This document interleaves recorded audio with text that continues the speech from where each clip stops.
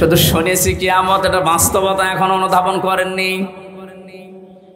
এটাতে কত বড় কঠিন বিষয়। বিশ্ব নবী নিজে প্রতিদিন 100 বার করে বলতেন, আল্লাহ তুমি আর চাই করো, আমার হিসাবটা তুমি সহজ করে দিও। আকাশের তারকা দেখতে পান, নবীজি জানিয়েছেন কেউ যদি আকাশের তারকা গণনা করে একদিন হয়তো শেষ করে ফেলবে।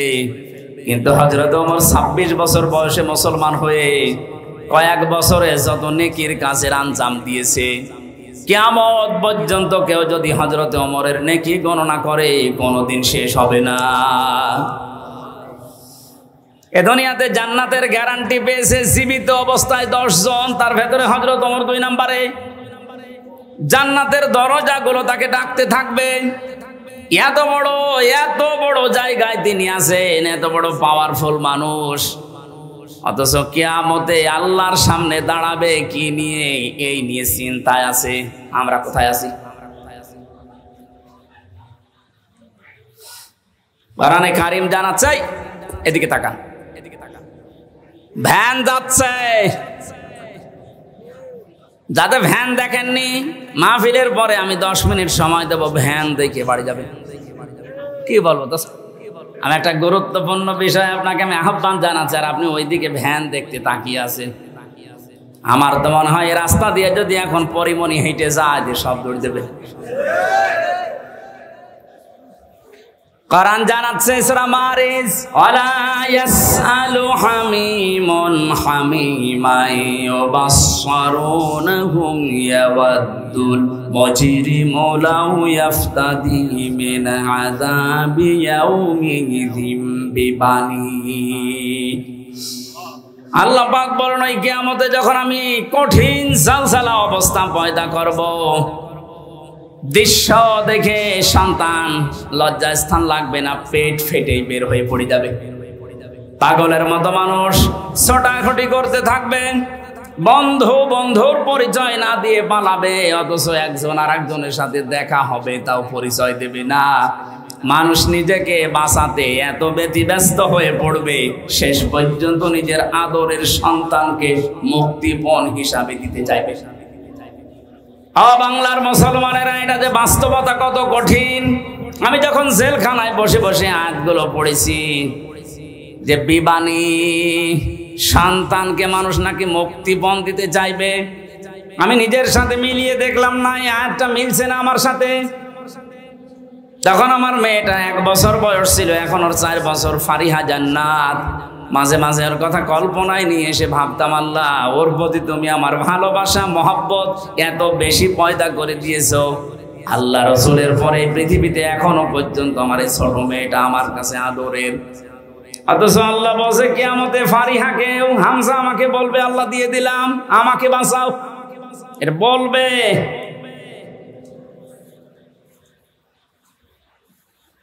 وصاحبته وأخيه وفصيلته التي تؤويه।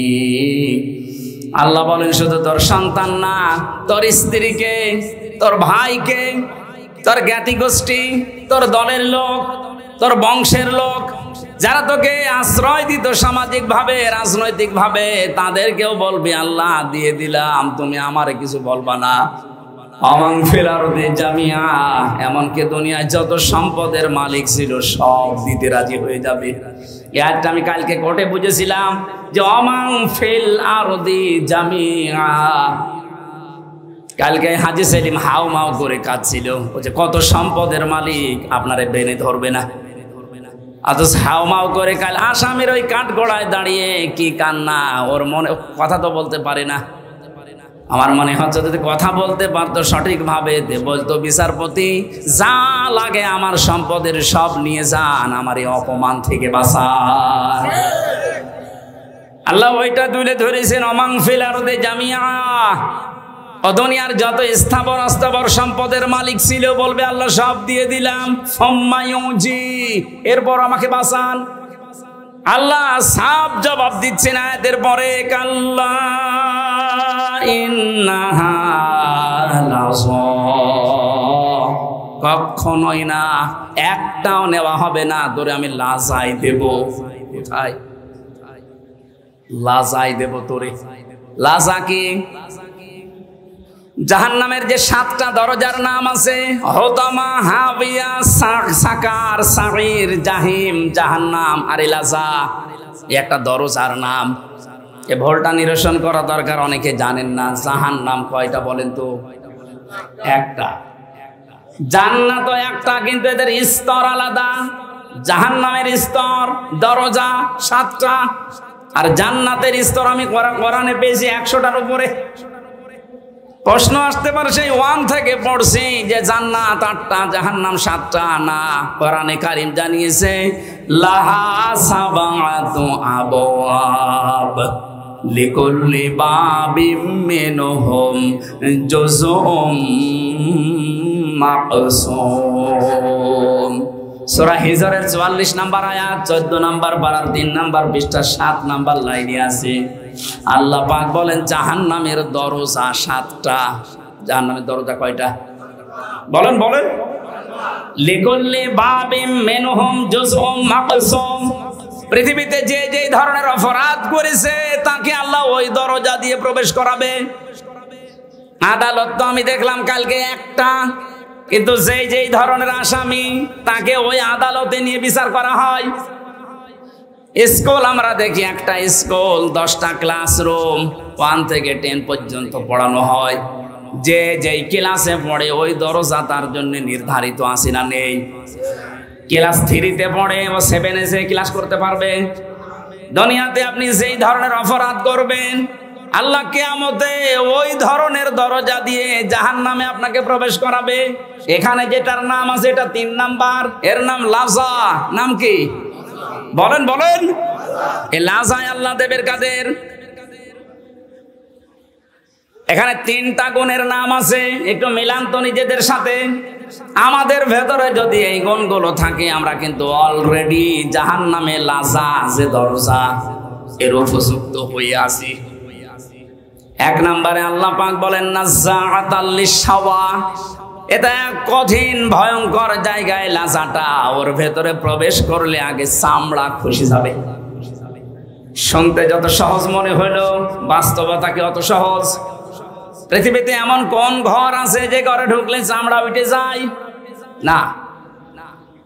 মাটির নিচে যেই কয়দিনই ছিলাম ওরা প্রতিদিন মাঝে মাঝে আসতো আমারে, বলতো হুজুর আমরা এই যে এইগুলো দিয়ে নখ তুলি আর এগুলো দিয়ে চোখ তুলি। রিমান্ডে যে শাস্তি দেওয়ার জিনিস আছে আমার দেখাইতো, আমি যেন ওদের ওই ভয়তে সব বলে দেই। ওরা যেগুলো মিথ্যা আমারে বলতে বলতো না এগুলো এত মিথ্যা আমি বলতে পারবো না। যে বিষয়গুলো দেখিয়েছে যতক্ষণ পর্যন্ত শরীরে টাচ না করেছে একটা জিনিস আমার শরীর থেকে খসে নাই। আল্লাহ বলেন এমন লাজায় আমি দেব, প্রবেশ করতে দেরি সঙ্গে সঙ্গে তো চামড়া সব খুলে যাবে। কাকে ডাকবে এই লাজায় জানো? তাদউ মান আদবারা ওয়া তাওয়াল্লা। যে মানুষগুলো এই পৃথিবীর ময়দানে সত্যের দিকে আহ্বান করার পরও অ্যাবাউট টার্ন করে পেছন ফিরে মুখ ফিরিয়ে চলে গেছে, এ বাংলাদেশে এই চরিত্রের মানুষ বেশি।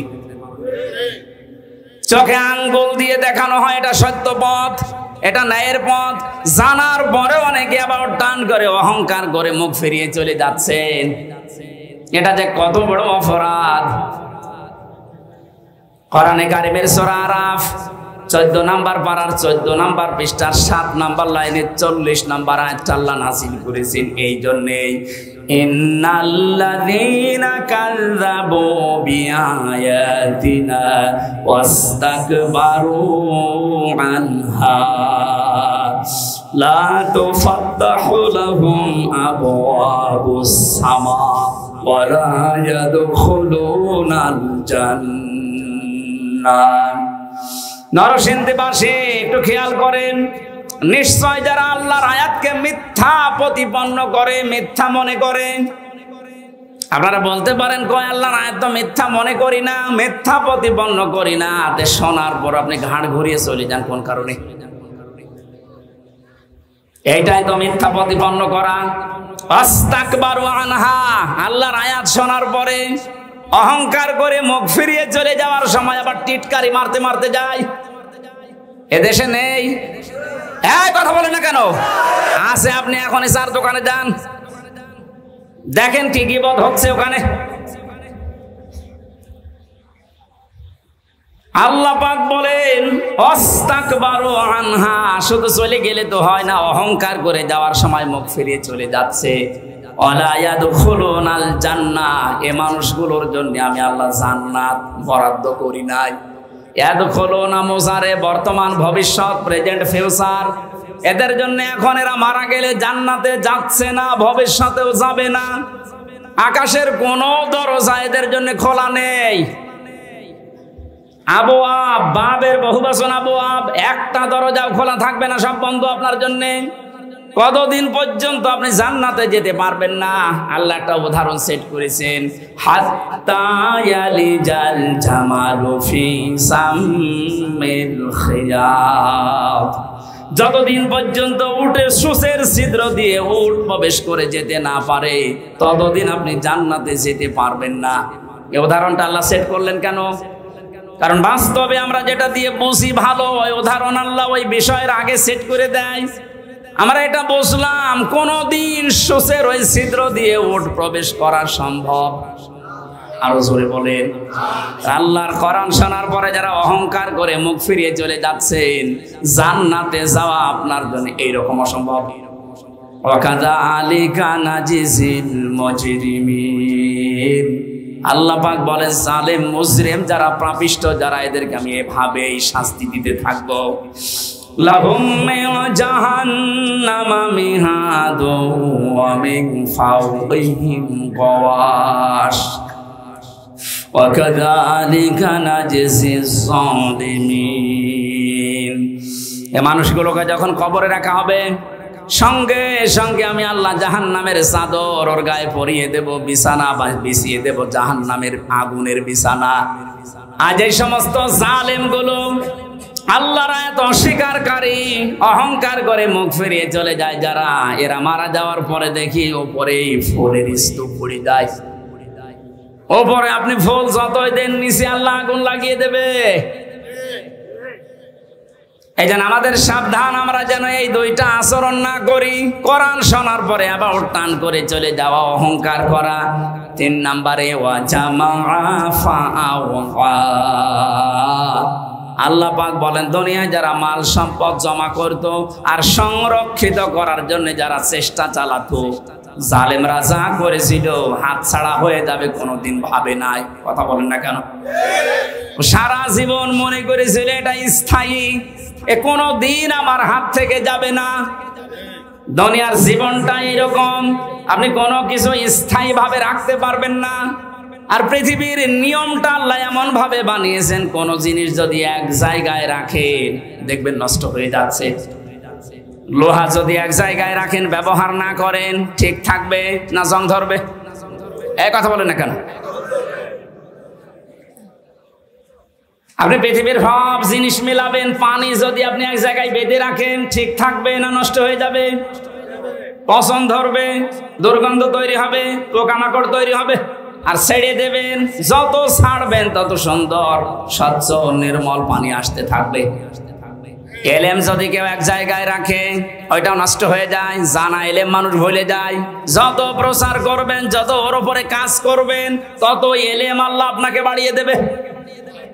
টাকা পয়সা যদি কেউ এক জায়গায় রাখে, ওইটাও নষ্ট হয়, শত্রু পয়দা হয়। যত ছাড়বেন ওই জায়গা আল্লাহ পূরণ করার জন্য উপর থেকে পাঠাতেই থাকবে, এইটাই নিয়ম। ক্ষমতাও তো আল্লাহ ওইভাবেই দিয়েছিলেন। আর আপনি ওইটাকে পেয়ে ইহসাবু আন্না মালাহু আখলাদা, মনে করেছিলেন এই ক্ষমতা মনে হয় চিরস্থায়ী, আর কোনোদিন ছাড়া লাগবে না। পৃথিবীর কোনো কিছুই তো এক জায়গায় থাকে না, রাখলেও নষ্ট হয়ে যায়। ক্ষমতাও এক জায়গায় রেখেছিলেন, এমন ভাবে নষ্ট হয়েছে এখন নামও করতে পারছেন না। কিন্তু যদি মাঝে মাঝে পাল্টাতো তাহলে এত গরম হতো না। যারা সম্পদ যারা জমা করছেন, এর হক আদায় করছেন না। আজকের তেলাওয়াত কিন্তু আয়াতে ওই 3টা পয়েন্টের উপরে আল্লাহ আলোচনা করছেন। আপনাদের কষ্ট হয়ে যাচ্ছে? আমি ইয়াসিন শব্দটা দিয়ে পর্যন্ত এক কায়দায় এসেছিলাম যে কিয়ামতে আল্লাহ প্রথম বিচারে ডাকবেন আপনাকে একা একা, দ্বিতীয় রব্বুল আলামিন বলেন কিয়ামতে দ্বিতীয় বিচারের সিস্টেমে ধাপে প্রতিটি মানুষকে আমি আল্লাহ ডাক দেব তার নেতার সাথে। এই একটু বসেন, এই বিষয়টা আগে ক্লিয়ার করি। কিয়ামতের প্রথম বিচারে আল্লাহ ডাকছেন আপনাকে একা ধাপে ধাপে, দ্বিতীয় ধাপে আপনাকে আর একা ডাকবে না, এবার ডাকবে আপনার নেতার সাথে। কার সাথে বলেন বলেন? আগে নেতা, এরপরে কর্মী। এ তথ্যটা সূরা বনী ইসরাইলের ৭২ নম্বর আয়াতের প্রথম অংশে আছে। প্রথমে আপনাকে আল্লাহ ডাকবে না, এবার ডাক দেবে আপনার নেতাকে, এরপরে আপনাকে। অবিবেকবান মানুষেরা নিজের কাছে এবার প্রশ্ন করেন তো, আপনি যারা আদর্শ মেনে চলেন, যাকে নেতা বলে মানেন, ওকে যদি আল্লাহ কিয়ামতে আগে ডাকে এরপরে আপনাকে, আপনার কি মনে হয় যে আল্লাহ ওর সিরত ওর চরিত্র ওইটা দেখে আপনাকে মাফ করে দেবে? হ্যাঁ, এখনই বলছেন না, আপনি তো ধরা খাবেন।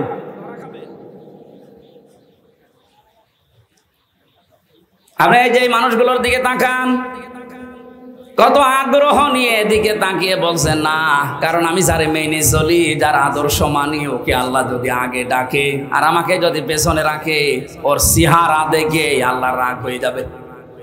কথা বলে না কেন? ওর চেহারা দেখে যদি আল্লাহর রাগ হয়ে যায়, পেছনে আর তাকাবে না, ওরে সেখানে দেবে, আপনারাও দেবে ওখানে। এই জন্যই বলছি আদর্শ ঠিক করা লাগবে এক্ষুনি। বাড়ি যেয়ে ঠিক করবেন না, এক্ষুনি সিদ্ধান্ত নিয়ে যান। ইয়াসিন বলে আল্লাহ যাকে ডাক দিলেন, তাকে ছাড়া দুনিয়া আমি আর কাউকে আদর্শ মানি না। আমি জানি যারা ঠিক বলছেন, এ কথার অর্থ বোঝেননি।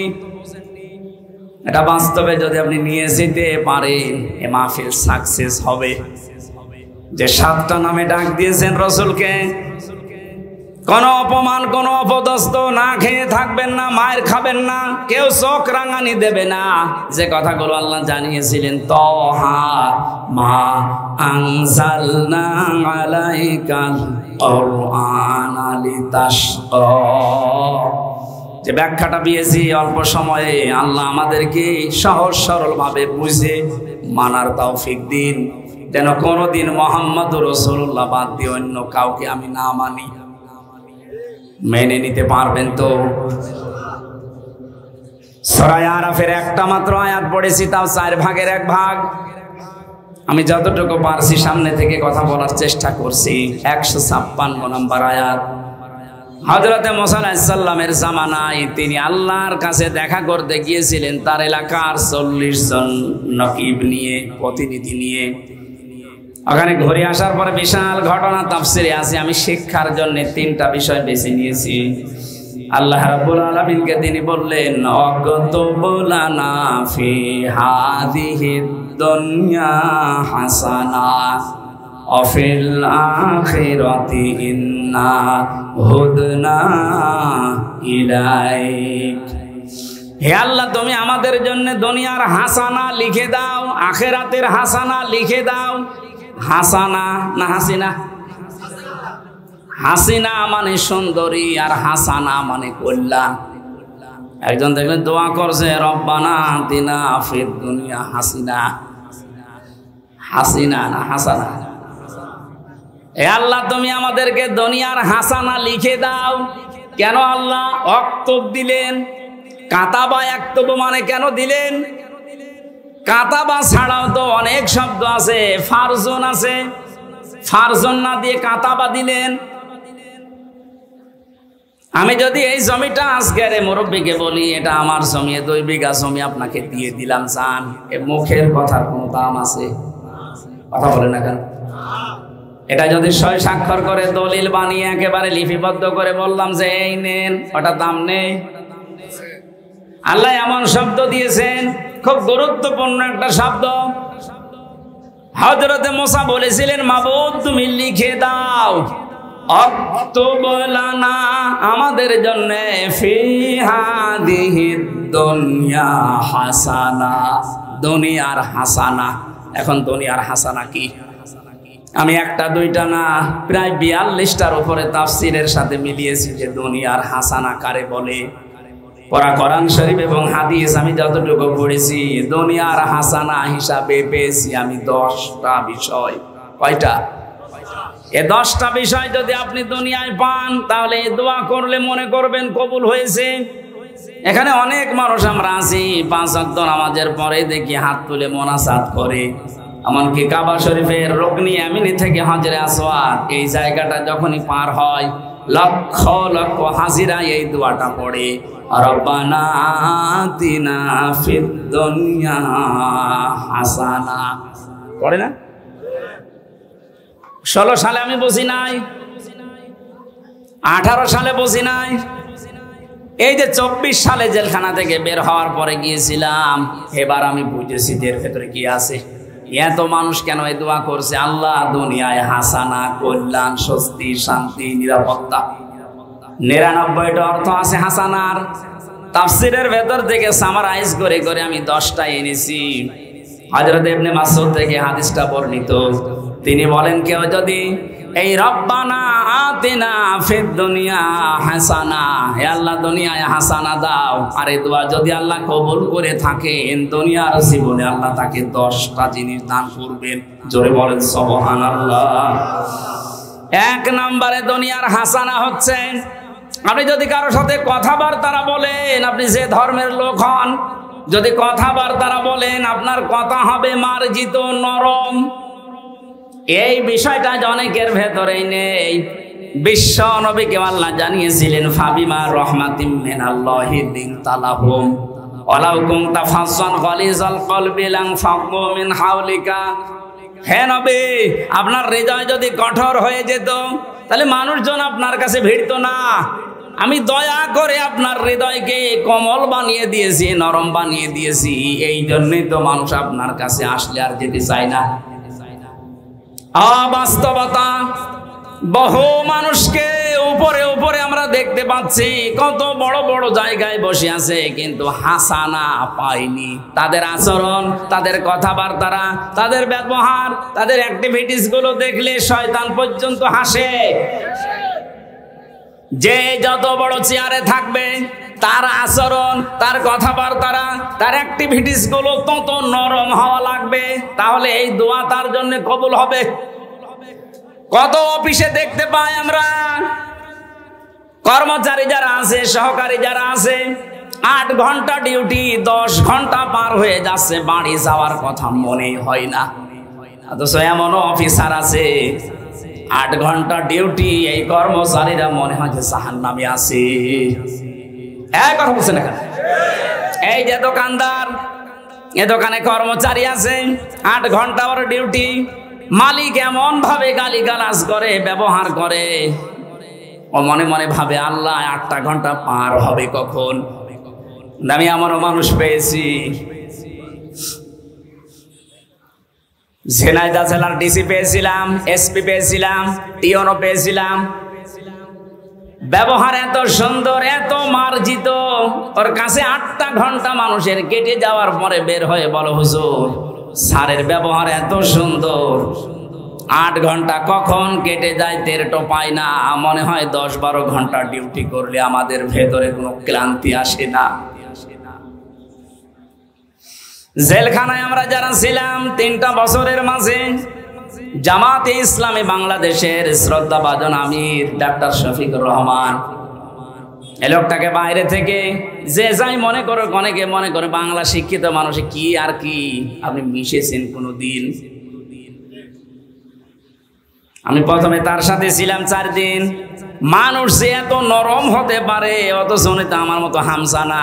সারা দেশের জামাত ইসলামের মতো এত বড় সংগঠনের আমির, তার যে ব্যবহার, তার কমল সে এত হৃদয়, এত নরম। আমি হাত তুলে বসে আছি, আমার কোনো কান্নার ভাব নেই, অথচ লোকটা হাত তুলতে দেরি হতো, চোখে পানি আসতে দেরি হতো না।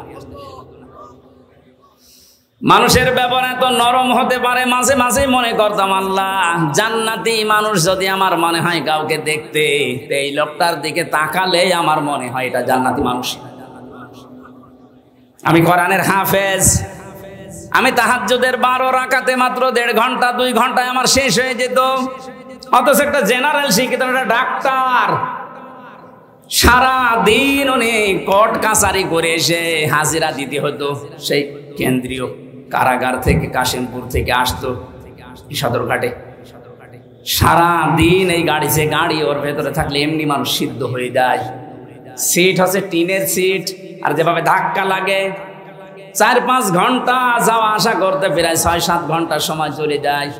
শরীর তো ক্লান্ত হয়ে বসলেই ঘুম লেগে যাওয়ার কথা।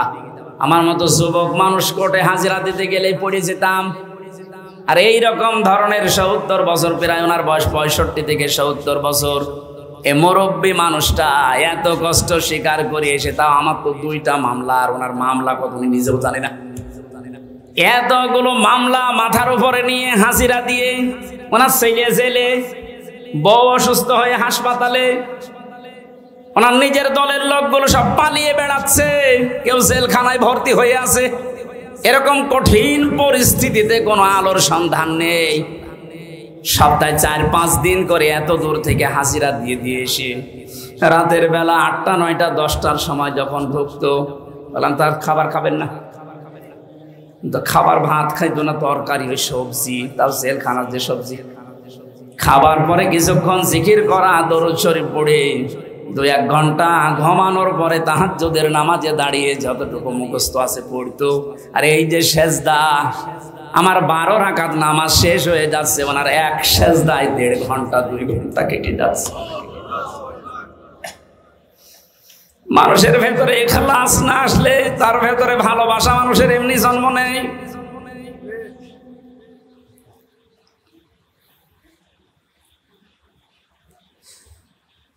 হাসানা দুনিয়ায় আপনি পাননি, আপনার ব্যবহারে মানুষ আপনার থেকে আরো দূরে চলে যায়। কোরআনে কারীম জানাচ্ছে, ওয়াকুলু লিন-নাসি হুসনা। হে নবী, মানুষের সাথে যখন কথা বলবেন হাসি মুখে কথা বলবেন, তাহলে একটা সাদগা দেওয়ার সওয়াব হবে। আল্লাহকে এখানে জানিয়েছে যে মুসলমানদের সাথে যখন কথা বলবেন হাসি মুখে বলবেন।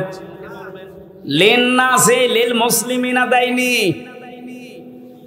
আমরা যারা দুনিয়ার হাসানা কামনা করি, খালি দোয়া করি, আল্লাহ দুনিয়ায় হাসানা দাও, দুনিয়ায় হাসানা দাও, 1 নাম্বারটা তো এখনো পর্যন্ত পেলাম না। আমার ব্যবহারটা নম্র হওয়া লাগবে, আমার ব্যবহারটা নরম হওয়া লাগবে, তাহলে দুনিয়ার হাসানা আমরা পাবো। 2 নাম্বারে একটা করে সব বলতে গেলে তো আয়াত শেষ হবে না, আবার 12টাও বেজে যাচ্ছে। খুব তাড়াতাড়ি সামারাইজ করে বলছি, কেউ যদি মনে করে যে দুনিয়ার হাসানা পেয়েছি, তাহলে সে যেন তার স্ত্রী, উত্তম স্ত্রী তার ঘরে আনতে পারে। উত্তম স্ত্রী কোনটা? যেটা সব সময় সিরিয়াল দেখে,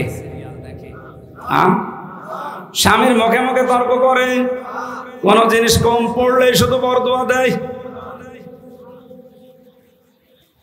ফেরাউনের স্ত্রী হযরতে আসিয়ার জীবনে পড়েছি। পৃথিবীতে যত কঠিন স্বামী আছে, তার মতো এরকম ভয়ঙ্কর স্বামী কারো কপালে জোটেনি, জুটবেও না। এত বড় ভয়ঙ্কর ছিল লোকটা। নিজের স্ত্রীর হাতের ভেতরে প্রেক লাগিয়েছে, পায়ের ভেতরে শলাকা দিয়েছে, মাথার উপরে গরম তেল ঢেলে দিচ্ছে, মানুষজনকে দিয়ে কাপড় চোপড় সব খুলিয়ে উলঙ্গ করেছে। পৃথিবীর কোন স্বামী তার স্ত্রীর সাথে আচরণ করেছে আমি শুনি নাই, পড়িও নাই। অথচ মহিলার সাথে যখন এগুলো করা হচ্ছিল, জিবরাইল এসে জান্নাত সামনে ধরেছে। উনি তো বলতে পারতো ঠিক আছে আমি জান্নাতি চাই, বলেননি। আল্লাহকে ডাক দিয়ে বলেছিলেন, রব্বি নাজ্জিনি, হে আল্লাহ তুমি আমাকে বাঁচাও, আমার এই স্বামী এবং স্বামী যাদেরকে দিয়ে আমার উপরে অত্যাচার করাচ্ছে তাদের কবল থেকে তুমি আমাকে বাঁচাও, কিন্তু তুমি রাগ করে আমার স্বামীর উপরে গজব দিও না। নরসিংদের মা বোনেরা, কত বড় ভয়ঙ্কর অবস্থায় আছে আপনি একটু নিজেকে দাঁড় করানোর জায়গায়। এত বড় কঠিন অবস্থায় থাকার পরেও শুধু নিজেকে বাঁচানোর আহ্বান জানিয়েছিলেন, মাবুদ তুমি আমাকে বাঁচাও, কিন্তু আমার স্বামীর ওপরে তুমি গজব দিও না। আর আপনি একটা সাবান কম হলে বরদোয়া দেন, আপনি মানুষ।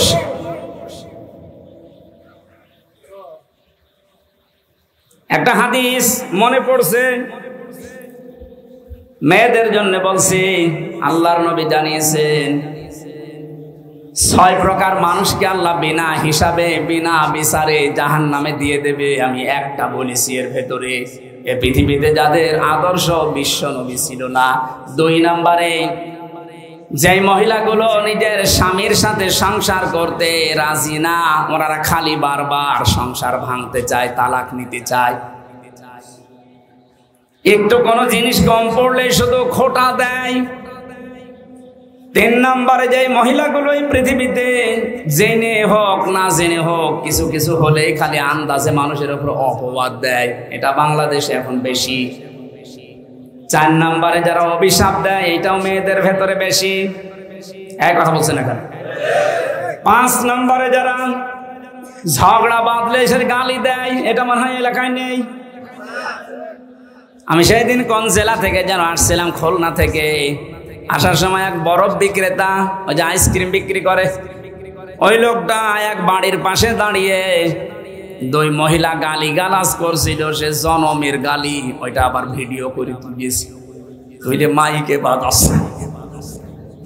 আমি গাড়ি দাঁড় করিয়ে বললাম, দাঁড়ান, কি বাজান? ও যে হুজুর, এক মহিলার ঝগড়া, এমন কোন গালি নেই। আর মনে আছে 1 মিনিটে 40টা গালি দিচ্ছে। মেয়েরা যারা এসেছেন, যত রাগ হোক গালি নিয়ে আসবেন না মুখে, কারণ মুনাফিক যারা, তাদের 4টা চরিত্র: কথা বললে মিথ্যা বলে, ওয়াদা করলে খেলাফ করে, আমানত রাখলে খেয়ে ফেলে, আর ঝগড়া হলেই গালি দেয়। এলাকায় গালি দেন কার? হাত তোলেন তো। এই ওয়াজ মনে হয় এই এলাকায় করা ঠিক না, কারণ এই এলাকায় গালি নেই। এরপরে যাদের হৃদয় কঠিন হয়ে যায়, ওই যে নরম হৃদয়ের মালিক তো হাসানা পায়, আর যারা হৃদয় আবু সেহেলের মতো কঠিন হয়ে যায়। আমার মাঝে মাঝে এই পয়েন্টটা নিয়ে মনে হয়, আল্লাহ যারা আয়না ঘর বানিয়েছে দুনিয়ায়, তাদের হৃদয় তুমি কি দিয়ে বানিয়েছো? একটা লোককে আপনি 1-2 ঘন্টা 5 ঘন্টায়, 1 দিন 2 দিন রেখেও তো ছেড়ে দিতে পারতেন। 8 বছর 10 বছর রেখে দিয়েছে, দুনিয়ার মানুষ জানেও না যে বেঁচে আছে, মরে গেছে। তাও যদি ওখানে জামাই আদরে রাখতো, তাও তো হয়তো। আমার সাথে যে আলেম ছিল মুফতি ফখরুল ইসলাম, ও ভাই আমারে বলছিল যে আমার র্যাবে মাটির নিচে নিয়ে এই পায়ের ভেতর দিয়ে হাত দিয়ে ওই যে বড় বড় শিক আছে, ওই শিক ধরিয়ে তালা লাগিয়ে দিয়েছে। শোয়া কি জিনিস আমি কোনোদিন বুঝি নাই। মাঝে মাঝে ভাবতাম, আল্লাহ আমাকে যত শাস্তি দেয় দিক, যদি একটু শুইতে দিত। বাস্তবতা কোথায় গিয়ে ঠিকেছে দেখেন। এমনিতেই যদি বসিয়ে রাখে ওই কবরের মতো জায়গায়, তাই তো পাগল হয়ে যাওয়ার কথা। এরপরে খাবারের যে সিস্টেম, যে খাবারই দিত মনে তো কেউ খেয়ে মনে হয় দিচ্ছে মাকানো খাবার। একটা বাটির ভেতরে 4-5 রকমের তরকারি দিয়ে, ডাল দিয়ে এটা খাওয়া যায়? আর এইভাবে বা পায়ের ভেতর দিয়ে হাত দিয়ে যদি আপনি এখানে দরজার সাথে যে গ্লাফ আছে, এইটা ধরে যদি আপনাকে এই হ্যান্ডকাপ লাগিয়ে বলে বসে থাকেন, টয়লেটে যাবেন সর্বোচ্চ 1.5 মিনিট সময় পাবেন। এভাবে যদি আপনি 5 দিন 7 দিন 10 দিন কষ্ট দিয়েও বলতেন যা সংশোধন হয়ে যাবে, ছেড়ে দিলাম, একটা মানুষকে আপনি 8 বছর 10 বছর রাখলেন, আপনার মনের ভেতরে কোনো কিছু আসে নাই, আপনি আর মানুষ নেই, আপনি জানোয়ারের চাইতেও খারাপ হয়ে গেছে। আল্লাহ যদি সব বিষয় আপনাকে মাফ করে দেয়, আয়না ঘরের কারণে আপনার বিচার হবে। যারা এর সাথে জড়িত প্রত্যেকের বিচার এই মুহূর্তে এক্ষুনি করা দরকার। আর কিয়ামত পর্যন্ত আয়না ঘর নামে বাংলাদেশে যেন কোনো কিছু না হয়। এই কথা বলে না কেন? এদের শাস্তি যদি ত্বরান্বিত করা না হয়, পরবর্তীতে কোন জালেম যদি আবার এই দেশে আসে, ওরাও কিন্তু আবার এরকম কিছু করবে। আপনি দোয়া করেন বারবার, আল্লাহ তুমি আমাকে হাসানা দাও। তো হাসানা আপনি কি নিচ্ছেন? আপনার হৃদয়টা এখনো পাথরের চাইতেও শক্ত। স্ত্রী হিসাবে যাকে নিয়ে এসেছেন, 4টা জিনিস দেখার জন্য নবীজি বলেছিলেন যে বংশ দেখবা, চেহারা দেখবা, সম্পদ দেখবা, আর দিনদারি দেখবা। উপরের 3টা যদি নাও পাওয়া যায়, যদি দেখো যে দিনদার পরিবারের মেয়ে নিয়ে আসবা, সংসারে শান্তি পাবা। এখন কার বাবা মা গার্জিয়ানরাও এটা চাই না, যারা বিয়ে করি আমরা তারাও চাই না, এই জন্য দুনিয়ার হাসানাও নেই।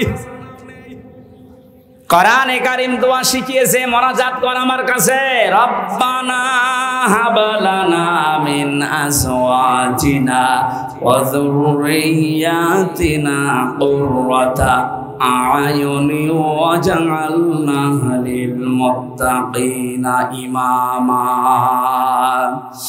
আল্লাহর কাছে মোনাজাতে বলা হচ্ছে, মাবুদ তুমি আমাদেরকে দুনিয়ায় বউ দাও, এমন বউ দাও, এমন সন্তান দাও যাদের দেখলে আমার অন্তর জুড়িয়ে যায়। জোরে বলেন আমিন। আখিরাতের হাসানা এতগুলো বলে ব্যাখ্যা করলে সময় লাগছে। অক্তবলানা ফি হাদিহিদ দুনিয়া হাসানা অফিল আখিরা, আল্লাহ আখিরাতে হাসানা দাও। আখিরাতের হাসানা 5টা। কয়টা? আখিরাতের 1 নাম্বার হাসানা হচ্ছে মরণ যেন ভালো হয়। ভালো মরণ ওইটা যেটা গলায় দড়ি দিয়ে হয়, যেটা বিষ খাইয়ে হয়। কি ভালো মরণ? ওইটা যেটা শাহাদতের মরণ হয়। শহীদ আবু সাইদ নামের আগে দেখেছেন কি শব্দ? শহীদ। এটা খেলা করার জিনিস না। আজ অনেকে টল করে যে বুক পেতে দিল, গুলি খেয়ে শহীদ হয়ে গেল। না, কে বলেছে? দেওয়াল চাপা পড়ে মরলে যদি শহীদ হয়, পানিতে ডুবে মরলে যদি শহীদ হয়, সাপে কেটে মরলে যদি শহীদ হয়, জালেমের সামনে জুলুমের সামনে বুক পেতে জীবন দিয়ে গেল, শহীদ হবে না? মানে শহীদ আবু সাইদ 100% বিশ্বাস করবেন আপনিও শহীদ, কারণ জালেমের জুলুমের সামনে জীবনটা দিয়ে গেছে।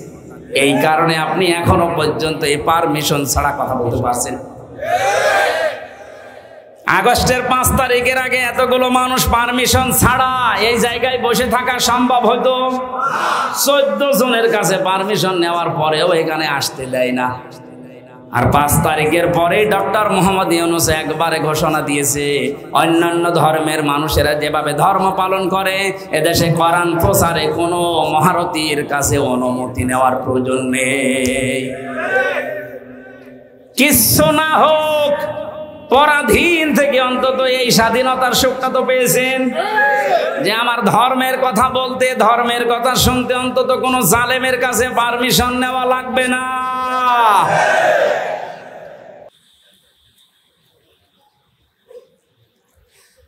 আমি বললাম না আল্লাহ এমনিতেই ধরেনি।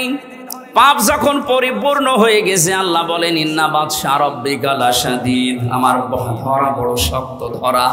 আমি যদি সত্যি কাউকে ধরি, ফেরাউনকে আল্লাহ স্বৈরাচারী হওয়ার কারণে ধরেছিল, ও কিন্তু শেষ পর্যন্ত বলেছিল আন্নাহু লা ইলাহা ইল্লাল্লাজি, ইল্লাল্লাহ বলতে পারে নাই। তাফসিরে মুফাসসির লিখেছেন কাবীরের ভেতরে আল্লামা ফখরুদ্দিন রাজি, তিনি বলেন ফেরাউন যখন লা ইলাহা ইল্লাল্লাহ বলতে পারে নাই, ইল্লাল্লাহি পর্যন্ত বলতেছিল, ফেরেশতা জিবরাইল এসে মুখে কাঁদা দিয়ে দিয়েছে। এখান থেকে একটা শিক্ষা আছে। মুফাসসির প্রায় 7টা শিক্ষা এখানে বের করেছেন, আমি একটা বলছি। যারা জেনে জেনে অপরাধ করে, ফেরাউন কিন্তু না জেনে দোষ করে নাই, অপরাধ করে নাই, ও জেনে বুঝে দোষ করেছিল। ও যে অত্যাচার করেছিল জনগণের উপরে, ও যে স্বৈরাচার হয়েছিল, জেনে বুঝে হয়েছিল। এই জন্য পাপ যখন পরিপূর্ণ হয়ে যায়, ওই সময় যদি মানুষ ভালো হতেও চায়, আল্লাহ তাকে আর নেয় না। যেন আপনাদেরও শিক্ষা নেওয়া লাগবে। পাপ যদি আমাদের পরিপূর্ণ হয়ে যায়, অনেকে মনে করে যা করে করে শেষে একবার হজ করে ভালো হয়ে যাব। আপনার হজ বরাতে থাকলে তো এমন ভাবে আল্লাহ ধরবেন, চোখের পলক পড়ানোর সময় দেবেন না। আলা তাহসাবান্নাল্লাহা গাফিলান আম্মা ইয়ামালুজ জালিমুন, ইন্নামা ইউআখিরুহুম লিয়াউমিন তাশখাসু ফীহিল আবসার।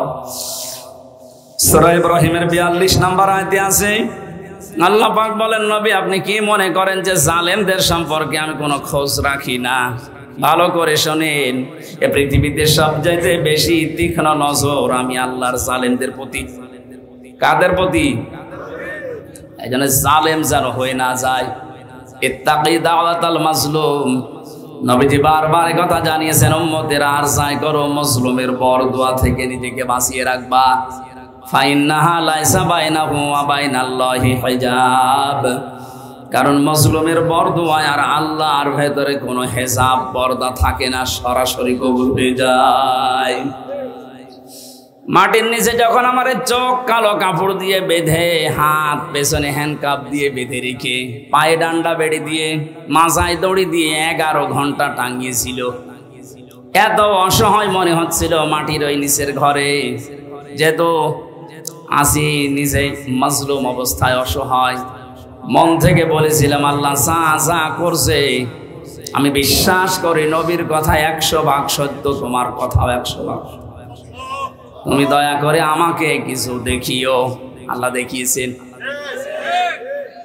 যেই কয়জন অত্যাচার করেছিল, কালকে এক মামলার আইবুকে কল দিয়েছিলাম, হাও মাও করে কাঁদছে, আর এখন আমার এই উল্টো করে স্যার বলছে। স্যার কি করা লাগবে? কি করা লাগবে মানে আমার বাবার কাছ থেকে যে 10 লাখ টাকা নিবে বললে আর মামলা দেব না, টাকা ফেরত দাও।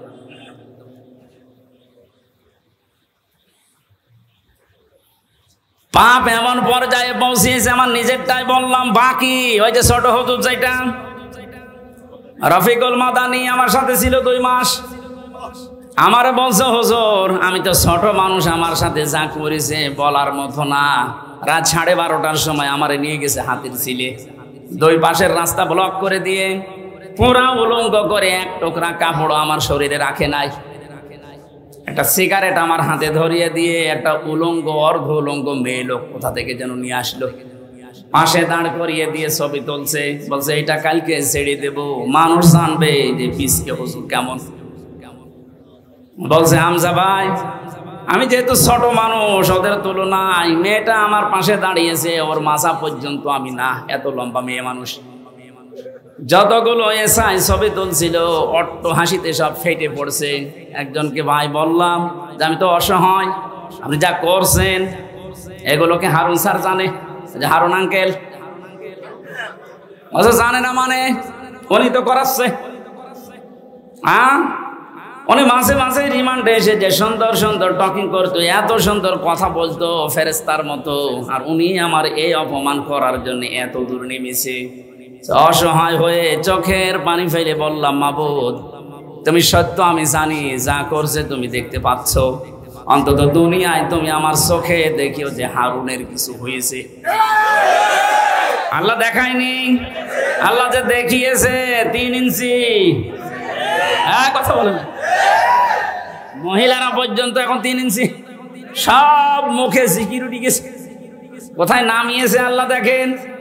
তারপরও তো এখনো লুকিয়ে আছেন, বাইরে যদি জনগণ পায় পিটিয়ে মেরে ফেলবে। যে কয়টারে পাচ্ছে, কেউ ডিম মারছে, কেউ পানি মারছে, কেউ কেক মারছে।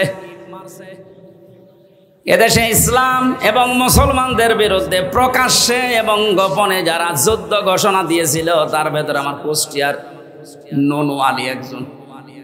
ননু না ইনু, ইনো ননু। শয়তানের উপরে এত রাগ মানুষের, আদালতে তোলার সময় একজন দিয়েছে 1 লাথি।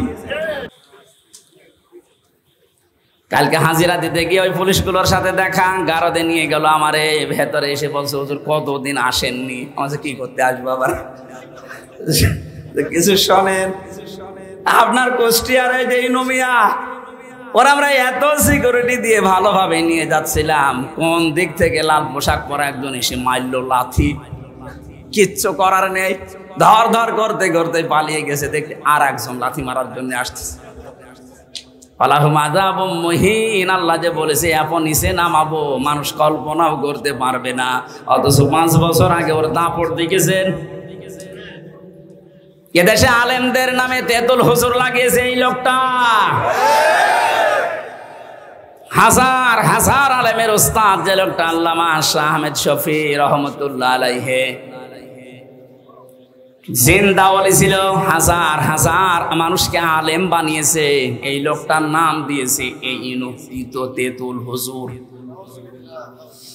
আমি তিরমিজি শরীফে একটা হাদিস পড়েছিলাম, যে আলেমদেরকে যদি কেউ প্রকাশ্যে অপ্রকাশ্যে অপমান করে, মহান আল্লাহ পাক ওই জামানায় ওই দেশে মানুষের ওপরে 6টা গজব নাজিল করে। তার ভেতরে 1 নম্বরে যারাই অপমান করবে তাদেরকে এত নিচে নামাবে, পৃথিবী অবাক হয়ে দেখবে যে হচ্ছে কি।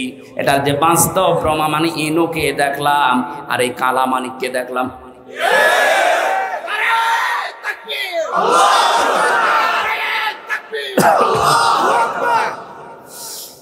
নরসিংদীবাসী, এবার আমি তাফসীরুল কোরআন মাহফিলে তাফসীর আকারে কথা বলার চেষ্টা চালাচ্ছি, ভালোভাবে শোনেন। আল্লাহ জালেমদেরকে হেদায়েত দেবেন না, জালেমদের বিরুদ্ধে নিজে মামলা দেবেন, এই জন্য ওদের কোনো পক্ষে কোনো কথা নেই, ওদের যা বললাম সব বিপক্ষে। আল্লাহ কোরআনে কারীম আমাদেরকে দিয়েছেন লিতাশকার জন্য না, দুঃখ পাওয়ার জন্য না, না খেয়ে থাকার জন্য না। বন্যা দিয়ে প্রতি বছর বছর আমাদেরকে মেরে ফেলবে আর আমরা শুধু সুবহানাল্লাহ পড়ে যাব, এই জন্য দেয়নি। আল্লাহ পাক বলেন কোরআন কেন দিয়েছি জানেন? যে নামগুলো দিয়ে আল্লাহ কোরআনে কারিমে বিশ্ব নবীকে ডাক দিয়েছেন, আমি কোরআন পড়ে নবীর নাম পেয়েছি বিশেষভাবে 7টা। কয়টা? 1 নম্বরে আল্লাহ ডাক দিয়েছেন ইয়াসিন, 2 নম্বরে তহা, 3 নম্বরে মোহাম্মদ, 4 নম্বরে আহমদ, 5 নম্বরে আব্দুল বা আব্দুল্লাহ, 6 নম্বরে মুজাম্মিল, 7 নম্বরে মুদাসসির। আপনি প্রতিটি শব্দের দিকে খেয়াল করে মিলান তো। প্রথম নাম আল্লাহ তাকে ডাক দিলেন ইয়াসিন, ইয়া হরফে নেদা, ইয়া মানে হে, সিন মানে সাজ্জেদ। তাফসিরে কাবীর আল্লামা ফখরউদ্দিন রাজি রহমতুল্লাহ আলাইহি এই সিন শব্দের ব্যাখ্যা করতে গিয়ে তিনি 5টা অর্থ বের করেছেন। আলেম যারা আছেন একটু খেয়াল করেন।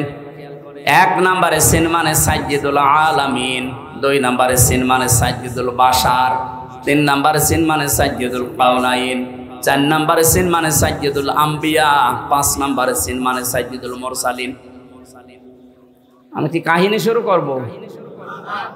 আমি তো কোরআনে কারিম দিয়ে ব্যাখ্যা করছি। আল্লাহ পাক বলেন যে 5টা নামে ডাক দিলাম। এই 5টি অর্থের ভেতরে মুফাসসিরিন ইকরাম প্রায় 27টা বিষয় তারা এখানে ব্যাখ্যা দিয়েছেন। 1 নম্বরে নবীকে সাজ্জেদুল আলামিন এ নামে ডাকার কারণ কি? আলম মানে এই পৃথিবী, এই জগৎ, আর আলামিন মানে জগৎ সমূহ। এ পৃথিবীর কোন মানুষ যদি এই ধারণা করে যে আমি এই পৃথিবীতে বাস করব না, আমি বাস করব মঙ্গল গ্রহে, চাঁদের দেশে, আল্লাহ পাকের নবীকে ওই জায়গাও বাস করলে আপনাকে আদর্শ নেতা মানা লাগবে। এই শব্দটা শোনার পরে কারো যদি মন খারাপ হয়, আমি এবার ব্যাখ্যা করছি। এতানাজ্জালুল আমরু বাইনাহুন্না, সূরা তালাকের ভেতরে আছে প্রত্যেকটি জগতে আল্লাহর বিধিবিধান নাজিল হচ্ছে। যেখানে যেরকম সৃষ্টি আছে ওই সৃষ্টির জন্য আল্লাহর বিধান ওই রকম। এই পৃথিবীতে যেহেতু আমরা মানুষ, আমাদের জন্য জীবন চালাতে যা লাগে আল্লাহ এইরকম বিধিবিধান দিয়েছেন এই কোরআনে। কথা বুঝতেছেন? কিন্তু বিশ্ব নবীর ক্ষেত্রে সাজ্জেদুল আলামিন দিয়ে জানিয়েছেন শুধুমাত্র এ দুনিয়া না, শুধুমাত্র মঙ্গল গ্রহ না, শুধুমাত্র চাঁদের দেশ না, যত জগৎ আল্লাহ বানিয়েছেন, যেখানে আপনি বসবাস করেন না কেন ওখানে নবী বাদ দিয়ে অন্য কাউকে আপনি মানতে পারবেন না। শব্দটা শুনতে যত ছোট মনে হচ্ছে, বিষয়টা অত ছোট না। আজ এই কথাটা উল্টিয়ে ডাইভার্ট করার জন্য মানুষ বলে হুজুর এটা রাজনীতি। কিসের রাজনীতি? এই বিষয়টা যদি কালো ক্লিয়ার না থাকে, এই কোন দিকে তাকিয়ে আছে, এটা যদি কারো ক্লিয়ার না হয় সে মরণের পরে ধরা খাবে। আল আদাবুল মুফরাদের 6 নম্বর হাদিসের ভেতরে 3 নম্বর পয়েন্ট আছে। এটা পৃথিবীতে যে মানুষগুলোর আদর্শ নেতা মুহাম্মদুর রাসূলুল্লাহ ছিল না, ওই লোকটা বিনা হিসাবে বিনা বিচারে জাহান্নামে যাবে। এটা তো আমি বানালাম নাকি? হ্যাঁ, মরণের পরে এটা তো আপনারা মানেন যে 3টা প্রশ্ন করা হবে, মান রব্বুকা মা দীনুকা মান হাজার রাজুল। এই কথা বলছেন এখন? যে লোকটা বলবে রব্বি আল্লাহ, আমার রব আল্লাহ, দীনুন আল ইসলাম, আমার জীবন ব্যবস্থা ইসলাম, যখনই নবীকে সামনে নিয়ে বলা হবে মান হাজার রাজুল, তখন কি বলবেন? আপনি যদি বলতে পারেন হাদা নাবিয়ুনা মুহাম্মাদুর রাসূলুল্লাহ, এটা বলতে হলে অবশ্যই তার আদর্শ দুনিয়ায় আপনাকে মানায় লাগবে, মাস্ট বি। কথা বলেন না কেন? আমি সহ এখানে যারা বসে আছে ছোট বড় অধিকাংশ মানুষ আমরা জানি ইয়াসিন এই সূরা পড়লে 10 খতম কোরআন শরীফ পড়ার সওয়াব হয়, এটা জানেন না? মাস্ট বি সওয়াব হবে, কিন্তু এর ভেতরে 83টা শিক্ষা আছে। এগুলো যদি আপনার প্র্যাকটিক্যাল লাইফে থাকে তখন সওয়াব পাবেন। আপনি মন মতো পড়ে গেলেন, একটাও ভেতরে নেই, উল্টা আরো গোনা পাবেন। কারণ যে ব্যক্তি এলেম অনুযায়ী আমল করে না, ওই লোকটা শিরিক করে। এই কথা বলছেন কেন? যে লোকটা তার এলেম অনুযায়ী জ্ঞান অনুযায়ী কাজ করে না, সে কি করে? শিরিক। বলেন বলেন। আর শিরিক করলে তার জন্য জান্নাত হারাম। আপনি একটা কথা যদি ভুল প্রমাণ করতে পারেন, আমি আর কথা বলবো না, কথা যদি বিশ্বাস হয় তাহলে মেনে নেওয়া লাগবে। আজকে থেকে সিদ্ধান্ত নিয়ে বাড়ি যান, যতদিন বেঁচে আছি মুহাম্মাদুর রাসূলুল্লাহ বাদ দিয়ে অন্য কাউকে আমি আদর্শ মানি না, মানবো না। একমত আছেন কারা দেখি? লিল্লাহি। এই আন্দাজে হাত তুলে কিন্তু ধরা খাবেন, এটা কিন্তু বাস্তবে নিয়ে যাওয়া লাগবে। রবি বাদ দিয়ে আমি কাউকে নেতা মানি না। এবার হাত তুলেন।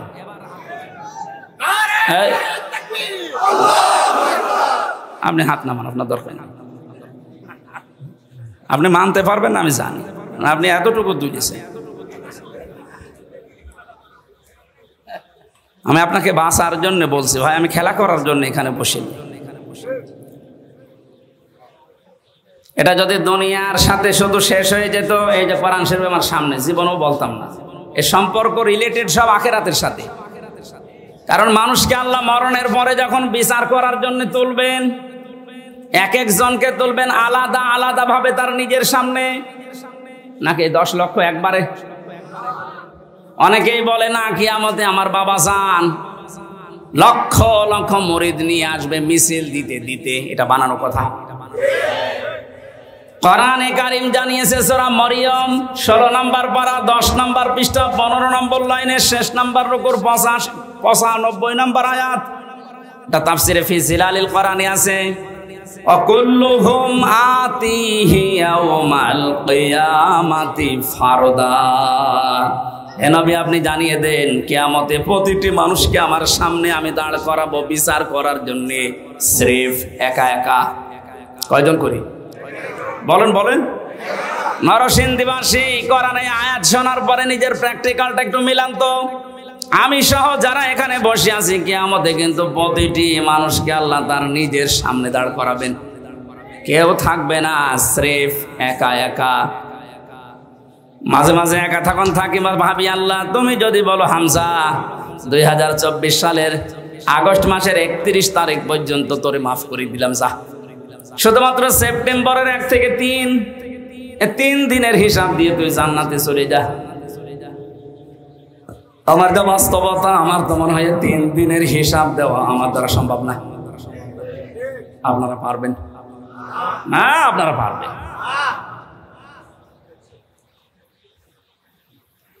বিচারের যে সিস্টেম গুলো, ধাপ গুলো আমি কোরআনে পেয়েছি। আল্লাহর বিচারে কোনো অবিচার বলতে কিছু নেই, এটা মানেন তো? আল্লাহর বিচারে কোনো অবিচার, বলেন বলেন। আল্লাহর বিচারে ন্যায় বিচার যদি উনি করেন কেউ জান্নাত পাবে না।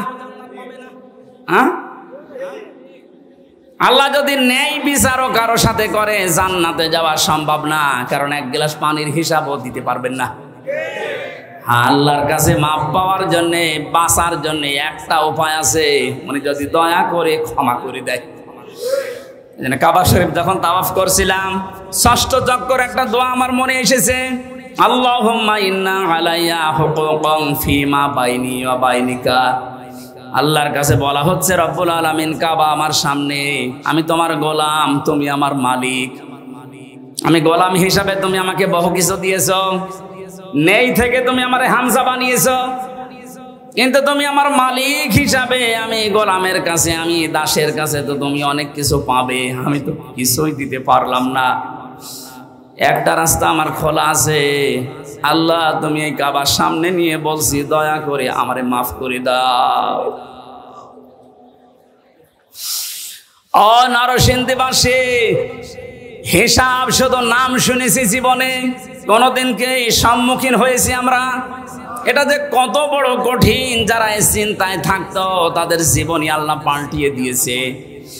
খলিফাতুল মুসলিমিন হযরত ওমর রাদিয়াল্লাহু তাআলা আনহু তার সন্তানটাকে মাদ্রাসায় দিয়ে আসলেন আব্দুল্লাহ। ওখানে প্রধান বিচারপতি হযরতে আলীর সন্তান হোসাইনও পড়ে, বারবার কলম ফেলে দিচ্ছে, ডাক দিয়ে বলে আব্দুল্লাহ তুলে দাও, তুলে দাও, তুলে দাও।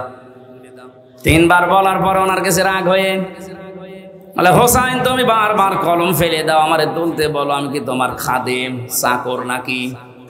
হযরত হোসাইন মুখফসকে বলেই ফেলেছেন যে তুমি শুধু চাকর না, তুমি চাকরের বাচ্চা চাকর। ছোট মানুষ তো বোঝে নাই কথার অর্থ। একবারে বাড়িতে গেছে, তার বাবা কিন্তু দেশের প্রেসিডেন্ট, ডাক দিয়ে বলছে আব্বা আমি আর মাদ্রাসায় যাব না। কেন? হোসাইন আমারে গালি দিয়েছে, শুধু আমাকে না তোমাকেও ছোট করেছে। চাকরের বাচ্চা চাকর বলেছে, এতগুলো মানুষের সামনে তুমি বিচার করো নাই, মাদ্রাসায় পড়া আমি যাব না। ঠিক আছে এখন না, জমার দিন বিচার করব। জমার দিন যখন হাজারো মানুষ সামনে বক্তব্য দেওয়ার সময় তিনি বললেন সাহাবীরা আমি একটা বিচার করব, হোসাইন এখানে আসো, হ্যাঁ সামনে আসো। ডাক দিয়ে বললেন তুমি আমার সন্তানটাকে চাকরের বাচ্চা চাকর বলে গালি দিয়েছো, খাদেমের বাচ্চা বলে। হযরত হোসাইন বললেন হ্যাঁ। কেন বললে? হযরত হোসাইন বলে খলিফা বুকে হাত দিয়ে বলেন তো আপনি কি আমার নানার খাদেম ছিলেন না?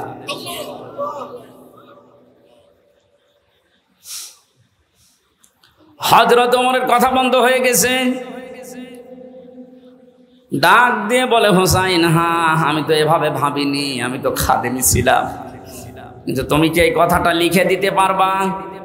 কাগজ কলম নিয়ে আসেন। ছোট মানুষ তো, যেই কাগজ না খাজুরের পাতা নিয়ে এসেছে, উনি লিখে দিলেন ওমর আমার নানার খাদেম ছিল, আমি দেখেছি, ইতি হোসাইন ইবনে আলী, সই করে দিলাম। কাগজটা হাতে নিয়ে হযরত ওমর চুমা খেলেন। ডাক দিয়ে বলেন নবীর সাহাবীরা বিচার হয়ে গেছে। হযরত হোসাইন তো ছোট মানুষ, বলে আব্বা বিচারই শুরু করলে না, কি করে হয়ে গেল? হযরত ওমর বলে সন্তান আমার, যে বিচার করেছি এটা দুনিয়া না আখিরাতেও কাজে লাগবে। আমি যখন মারা যাব এই কাগজটা আমার কাফনের ভেতরে দিয়ে দিও। ময়দানে মাশারে আল্লাহ যখন আমাকে তুলবে স্রেফ একা একা,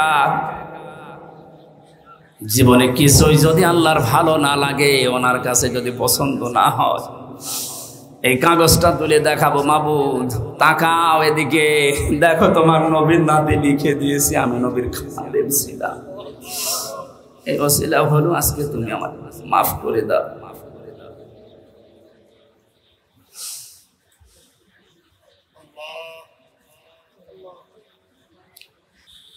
কোরআনে কারীম জানিয়েছে মা আনজালনা আলাইকাল কুরআন লিতাশকা, বিশ্ব নবীকে আল্লাহ উদ্দেশ্য করে জানাচ্ছেন হে নবী আমি যে কোরআন দিয়েছি এটা আপনি পেয়েছেন মায়ের খাবার জন্য না, লিতাশকার জন্য কোরআন আপনাকে আমি দেইনি যে আপনি না খেয়ে থাকবেন, আপনি বন্যায় শুধু ডুবেই মরবেন, এই জন্য কোরআন দেই। কোরআনে কারীম দিয়েছে আপনাকে আমি উপরে তোলার জন্য। লাতার কাবন্না তবাক বানান, তবাক যেখানে আছেন ওই জায়গায় থাকলে হবে না, উপরে ওঠা লাগবে, আর উপরে উঠতে হলে ইসলাম লাগবে। কথা বুঝতেছে? যত রকমের শোষণ দূষণ আছে সব থেকে মুক্ত হয়ে উপরে উঠতে হলে মাস্ট বি কোরআন ছাড়া উপায় নেই, কোরআন লাগবেই।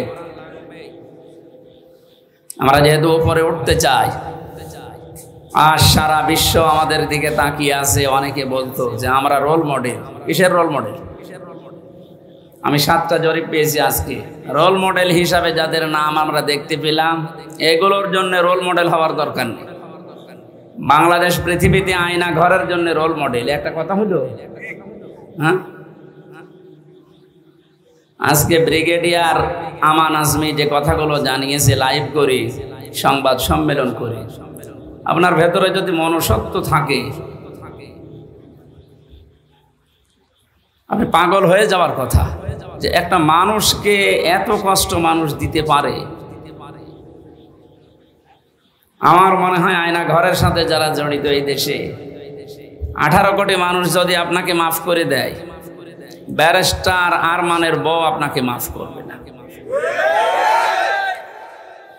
কোথায় পৌঁছিয়েছিলেন আপনার বিবেকের কাছে প্রশ্ন করেন। এগুলো জানার পরেও যদি কোনো মানুষ জালেমের পক্ষে স্ট্যাটাস দেয়, পরে আপনি মানুষ বলেন কোন কায়দায়?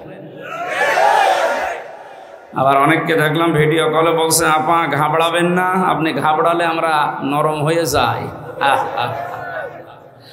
শয়তান এগুলো শোনে আর চিন্তা করে, আল্লাহ তুমি আমাকে শয়তান বানিয়েছো, এটা তো ট্রাকটা আমার চাইতে বড় শয়তান। জালেমের পক্ষে বিপক্ষে কথা কেন বলি?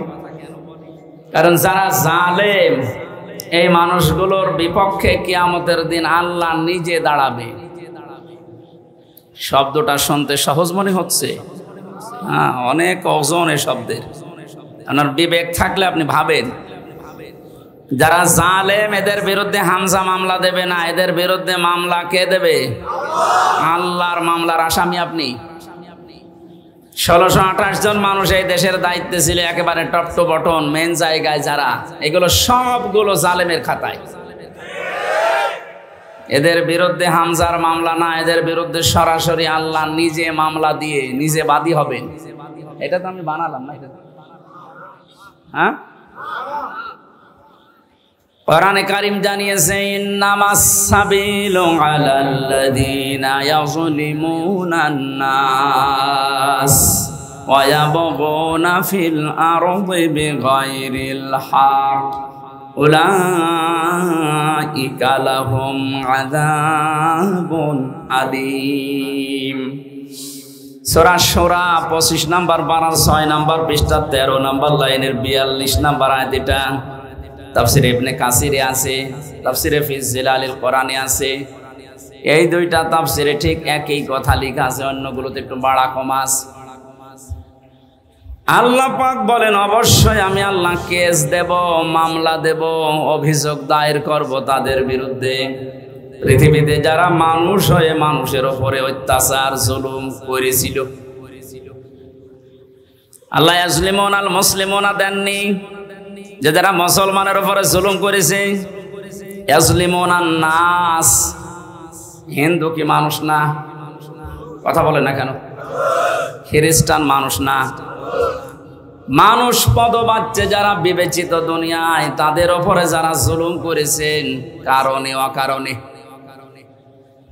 আপনি কোরআনের আয়াত থেকে শিক্ষা নিয়ে বিশ্বাস করতে পারেন, আপনার দুনিয়াও শেষ, আখিরাতও শেষ। কারণ জালেমদেরকে ক্ষমা করে দিলেও, জালেমদের জন্য দোয়া করলেও আল্লাহ নিজে জানিয়েছেন যে কবুল হবে না। আল্লাহু লা ইয়াহদিল কওমাস সালিমিন। কোরআনে বহু জায়গায় আয়াতটা আমি পেয়েছি। আল্লাহ বলেন, আমি জালেমদেরকে পথ দেখাই না, হেদায়েত দেই না, দেবও না। ইয়াহদি এটা মোজারে, বর্তমান ভবিষ্যৎ, প্রেজেন্ট ফিউচার, দুইটা কাল নিয়ে আল্লাহ শব্দটা গঠন করে জানাতে চেয়েছেন। যেদিনে কোরআন নাজিল হয়েছে ওই দিন থেকে কিয়ামত পর্যন্ত কোন জালেমকে আল্লাহ পথ দেখান না, হেদায়েত দেন না, দেবেনও না। এই জন্য জালেমদের দুনিয়াও শেষ, আখিরাত তো শেষই। কারণ ওই ময়দানে আরো কঠিন হবে। আল্লাহ নিজে মামলার বাদী, উনি নিজে কেস করবে। ও বাংলার মুসলমানেরা, বুকে হাত দিয়ে যাদের বুক আছে একটু ভাবেন, চিন্তা করেন। এদেশে আজ আমার মনে হচ্ছে অনেকে এখন আল্লাহর মামলার আসামি। বাদী যত বড় হয় মামলা তত কঠিন হয়। কথা বলেন না কেন? আমি যে 3টা বছর ছিলাম মাটির নিচে জেলখানায়, সব মিলে আমার যদি কোনো সলিমুদ্দি মামলা দিত, 3 বছর না 3 দিন পরে বের হয়ে যেতাম। টাকা পয়সার জন্য নাকি লাগবে আপনারা শুধু বলতেন, কারণ আমি এমন জায়গায় ছিলাম ওখানে টাকার অভাব ছিল না। আকিস গ্রুপে বাংলাদেশে যদি 3 জন ধনী থাকে তার ভেতরে তারা একজন। যেহেতু কোনো সলিমদ্দি কলিমদ্দি দেয়নি, মামলা দিয়েছি সরাসরি রাষ্ট্র। এই জন্য বহুবার চেষ্টা চালিয়েছে মামলা জামিন করাতে। হাইকোর্টের বিচারপতি পর্যন্ত বলেছে আমার হাত বাঁধা, কিচ্ছু করার নেই। অথচ মামলাটা কি, আমার ওয়াজ শুনে নাকি একজন উদ্বুদ্ধ হয়ে কাশি নিয়ে গেছে সংঘাত ভাঙতে। জজ সাহেব পর্যন্ত গতকালকে আমার মামলা সব খারিজ করে দিয়েছে। অথচ এই জজই 3 বছর ট্রাইব্যুনাল চালিয়েছে। আমি কালকে বলতেও গেলাম, স্যার 3টা বছর পর আজকে মামলা আপনি ঢিসমিস করে দিলেন, কাগজ ফেলে দিলেন, যে যা কি বিচার করব, এর ভেতরে কোনো মাল ম্যাটারেস নেই, যা। আপনি এতদিন পর্যন্ত এটা দেখেননি। বললে হয়তো বলতো যে হুজুর কি করব, হাত বাঁধা। বিচার ব্যবস্থাটা একটু ইঙ্গিত দিলাম। বাকি জায়গাগুলো যে কত দুর্নীতিগ্রস্ত হয়েছিল তার প্রমাণ দেশের সব চাইতে বড় মসজিদের ইমাম পর্যন্ত পালিয়েছে। যে দেশের কেন্দ্রীয় মসজিদের ইমাম পর্যন্ত পালিয়ে যায়, বাকিগুলো আর বলার অবকাশ রাখে কোথায় পৌঁছিয়েছিল।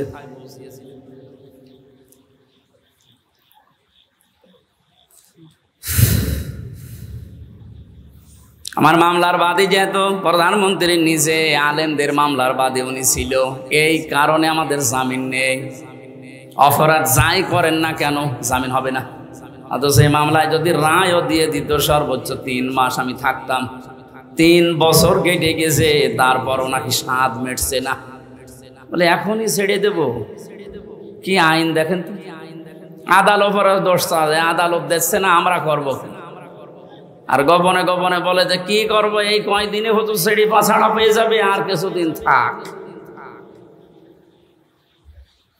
জালেমরা যখন ক্ষমতায় থাকে, চেয়ারে থাকে, মনে করে আল্লাহ মনে হয় দয়া করে মায়া করে ভালোবেসে আমাদের চেয়ারে বসিয়ে রেখেছে। ওয়ালা ইয়াহসাবান্নাল্লাযীনা কাফারু আন্নামা নুমলি লাহুম খায়রুল লিআনফুসিহিম ইন্নামা নুমলি লাহুম লিয়াজদাদু ইসমা ওয়ালাহুম আযাবুম মুহিন। সূরা আলে ইমরানে আছে, জালেমেরা ধারণা করে, মনে মনে করে আমাদেরকে আল্লাহ কল্যাণ করেন, ভালোবাসেন, মহব্বত করেন, এই জন্যই আমাদেরকে চেয়ারে বসিয়ে রেখেছে। আল্লাহ পাক বলেন না, ওদেরকে চেয়ারে বসিয়ে অপকর্মগুলো করার সুযোগ দিয়েছি যেন ওদের পাপ পরিপূর্ণ হয়ে যায়। বাস্তবতা এইটাই। 16 বছর বহু মহারথী চেষ্টা চালিয়েছে, কিছুই করতে পারে নাই। ছাত্রদের দ্বারা এটা হবে এদেশে কেউ কল্পনাও করে নাই। এগুলো শুধু ছাত্র না, আবাবিল পাখি যেমন আল্লাহ পাঠিয়েছিলেন, আমার মনে হয় এদের ভেতরে ওইরকম শক্তি আল্লাহ ভর করিয়ে দিয়েছে। লিয়াজদাদু ইসমা, কোরআন শরীফ 100% সত্য। জালেমদের পাপ যখন পরিপূর্ণ হয়ে যায় তখন আল্লাহ পাক তার উপরে অ্যাকশন নেয়। অ্যাকশনটা কি? ওয়ালাহুম আযাবুম মুহিন, অপমানজনক শাস্তির ভেতরে একটার পর একটা ফেলতেই থাকে। আপনি তাকান একটার দিকে, একটা দেখবেন একেবারে খাপের খাপ মিলে যাচ্ছে। এদেশে যদি কিচ্ছু না হয়, কালামানিকের যা হয়েছে, জীবন আমার ধন্য হয়ে গেছে। এত অপমান একজন বিচারপতি হতে পারে, অথচ ওই লোকটার রায়ের কারণে কোরআনের পাখি সাইদি সাহেবের যাবজ্জীবন জেল হয়েছিল। ওর মন ভরে নাই, ও লিখেছিল না আমি ফাঁসি দিতে পারলাম না, আমি দুঃখে। মহান আল্লাহ পাক প্রতিশোধ নিয়ে এমন জায়গায় তারে পৌঁছিয়েছে, আমার মনে হয় এই বাংলাদেশে এত নিচে কাউকে আল্লাহ নামায়নি। ওর বিসি পর্যন্ত উড়ে গেছে। একটা ট্রাকশো থেকে যেন ডাবিং করে বলছে, হ্যাঁ তারপরে আমার বিসিতে মারবে।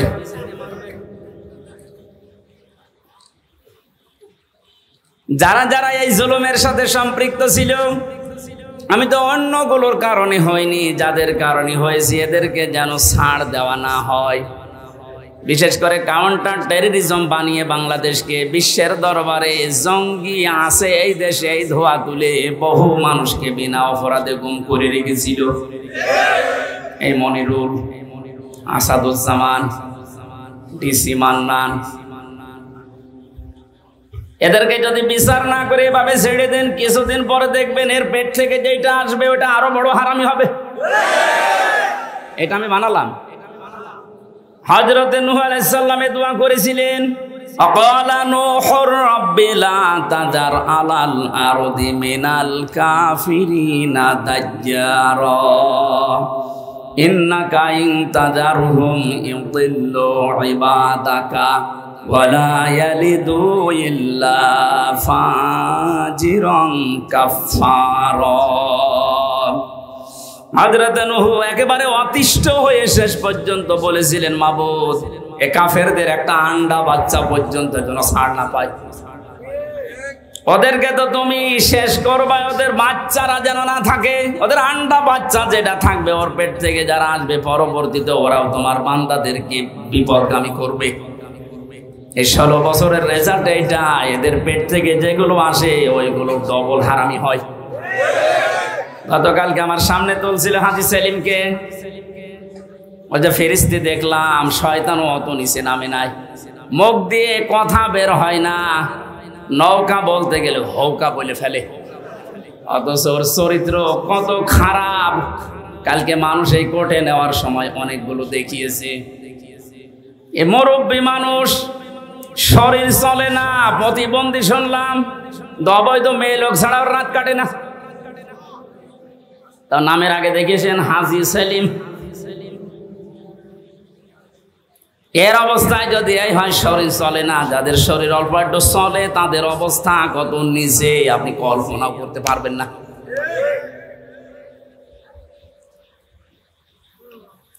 আমি যেটা বোঝানোর জন্য পর্যন্ত এসেছি, জালেমদের কোনো ছাড় আল্লাহ যখন দেয়নি, আমি অত দরদ দেখানোর দরকার নেই। কারণ জালেমদের দুনিয়াও শেষ, আখিরাতও শেষ। আপনার কি মনে হয় আল্লাহ যার নিজের মামলার বাদী, সে কার কাছে মুক্তি পাবে বলেন? আল্লাহ নিজে রায় দেবেন, নিজে বিচারপতি, নিজেই বাদী। ওর আর মাপ পাওয়ার, ক্ষমা পাওয়ার, ছাড় পাওয়ার কোন সম্ভাবনা আছে? জালেম যারা ছিলেন তাদের দোসর যারা দুনিয়াও শেষ করে ফেলেছেন, আখিরাত তো শেষই।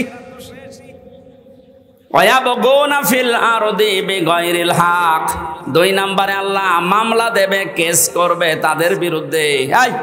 ভালো করে শুনেন, আল্লাহ নিজে মামলা দেবে, কেস করবে, অভিযোগ দায়ের করবেন। 2 নম্বরে তাদের বিরুদ্ধে যারা পৃথিবী শান্ত হয়ে যাওয়ার পরে আবার বিশৃঙ্খলা তৈরি করার জন্য বিদ্রোহ করে। এই 5 তারিখের পর থেকে এই 3 তারিখ পর্যন্ত যেটা 7-8 বার হয়ে গেল। সংখ্যালঘু নাম দিয়ে হিন্দুদের দিয়ে চালিয়েছিল, কিন্তু হালে পানি দেয়নি। কথা বলে না কেন? এরপরে আনসারদের দিয়ে, তাও মানেনি। এদেশের জনগণ এবং ছাত্ররা সজাগ ছিল, এজন্য সব বলে দিয়েছে যে আমাদেরকে যেগুলো করাচ্ছে আপনি করতে গেলেন কেন? দেশটা তো বেশ শান্ত হয়ে যাচ্ছে। এদেশকে উপরে তোলার জন্য কিছু করার দরকার নেই, শুধু এই দরবেশের মতো যারা টাকা পাচার করেছে এই টাকাগুলো নিয়ে আসেন, এমনি দেশ দাঁড়িয়ে যাবে। 36,000 কোটি টাকা এই দরবেশের, অথচ পদ্মা সেতুই মাত্র 32,000 কোটি টাকা লেগেছে। ও টাকাগুলো আসলে ওরকম সেতু আরেকটা বানানো যাবে। দরবেশের অবস্থা যদি এই হয়, বাকি যেগুলো দরবেশ না ধরবেশ, তাদের অবস্থা কি বলেন তো? আমি কয়েকদিন আগেও বাইরের কয়েকটা রাষ্ট্র ঘুরে আসলাম, ওদের যে বেগম পাড়া দৃশ্য দেখলে চোখ কপালে উঠে যাবে। কি করেছে কি তারা!